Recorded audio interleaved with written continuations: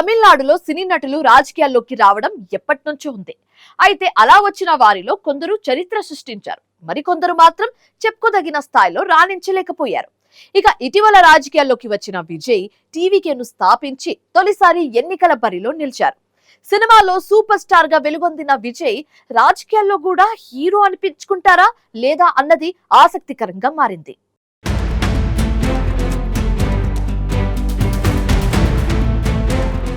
తమిళనాడులో సినీ నటులు రాజకీయాల్లోకి రావడం కొత్తేమీ కాదు. ఇటీవలి కాలంలో సైతం పలువురు సినీ నటులు రాజకీయాల్లోకి వచ్చారు.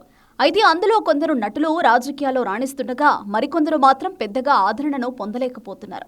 దళపతి విజయ్ అగ్ర నటుడుగా వెలుగొందుతున్న సమయంలోనే సినిమాలకు గుడ్ బై చెప్పి టీవీకేను స్థాపించారు. నటుడు విజయ్ రాజకీయ అరంగేట్రం అనూహ్యంగా జరిగింది. వెండితెరపై వెలుగొందుతున్న సమయంలో అకస్మాత్తుగా విజయ్ రాజకీయాల్లోకి వచ్చారు. సినీ రంగానికి గుడ్ బై చెబుతున్నట్లు ప్రకటించి పూర్తి సమయాన్ని రాజకీయాలకే కేటాయిస్తారని స్పష్టం చేయడం అందరినీ విస్మయానికి గురిచేసింది. ప్రస్తుత శాసనసభ ఎన్నికల్లో తొలిసారి తన పార్టీని బరిలోకి దించారు విజయ్. టీవీకే డీఎంకే మధ్య మాత్రమే పోటీ అంటూ పునరుద్ఘాటించడం సర్వత్రా రాజకీయ ఆసక్తిని రేకెత్తించింది. వెండితెరపై ప్రేమికుడిగా, కథానాయకుడిగా పలు విభిన్నమైన పాత్రలు చేసిన విజయ్ 2017 తర్వాతి చిత్రాల్లో ఆయన్ను ప్రజానాయకుడిగా చూపించాయి.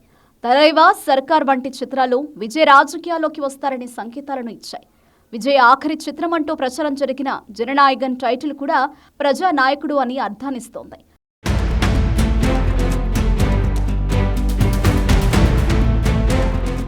ఈ సినిమా పోస్టర్లలో విజయ్ నటుడు దివంగత ముఖ్యమంత్రి ఎంజీఆర్ను తలపించేలా చూపించడం చర్చనీయాంశంగా మారింది. ఈ ఎన్నికల్లోపు సినిమా విడుదల చేసేందుకు చేసిన ప్రయత్నాలు ఏమాత్రం ఫలించలేదు. వెండితెరపై సరదాగా పవర్ఫుల్ గా మాట్లాడే విజయ్ తెర వెనుక దానికి పూర్తి భిన్నంగా ఉంటారు.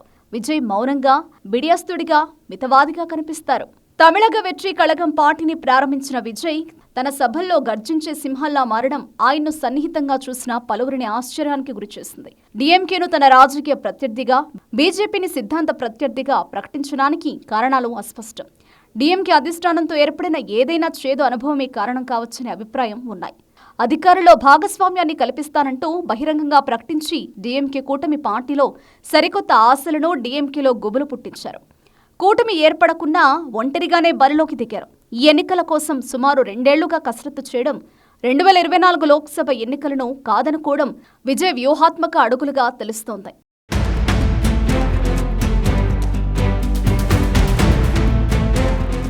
విజయ్ రాజకీయ అరంగేట్రానికి 16 ఏళ్ల కిందటే బీజం పడి ఉండొచ్చనే అభిప్రాయం ఉంది. అప్పట్లో ఇంటర్వ్యూలో విజయ్ మాట్లాడుతూ ఒక దశను దాటితే సహాయం చేసేందుకు పలువురు ఉండాలని చెప్పారు.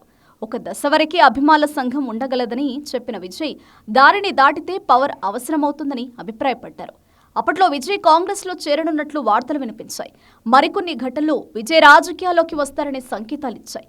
శ్రీలంకలో అంతర్యుద్ధం ఉధృత రూపం దాల్చినప్పుడు ఈళం తమిళులకు మద్దతుగా 2008 నవంబర్ 16న భారీ నిరసన చేపట్టారు. ప్రజాసేవలో 2009 జూలైలో విజయ్ మక్కల్ ఇయక్కంను ప్రారంభించారు.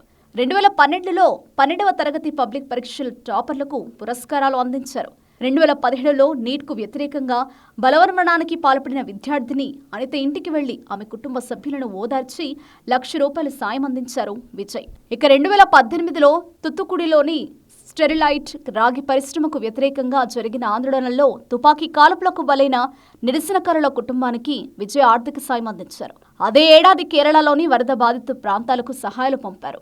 ఈ ఘటనలతో విజయ్ రాజకీయ పార్టీని పెడతారనే ప్రచారం మెల్లగా తెరపైకొచ్చింది. 2021 అక్టోబర్లో జరిగిన పురపాలక ఎన్నికల్లో విజయ్ మక్కల్ ఇయక్కంకు చెందిన అభ్యర్థులు 115 చోట్లకు పైగా గెలిచారు. ఇది ప్రస్తుత ఎన్నికలకు నాటి ట్రయల్ రన్ గా భావిస్తున్నారు. ఏదేమైనా టీవీకేను స్థాపించి తొలిసారి ఎన్నికల్లో పోటీ చేస్తున్న విజయ్ ఏ మేరకు ప్రజల మద్దతును కూడగట్టుకుంటారనేది ఆసక్తికరంగా మారింది.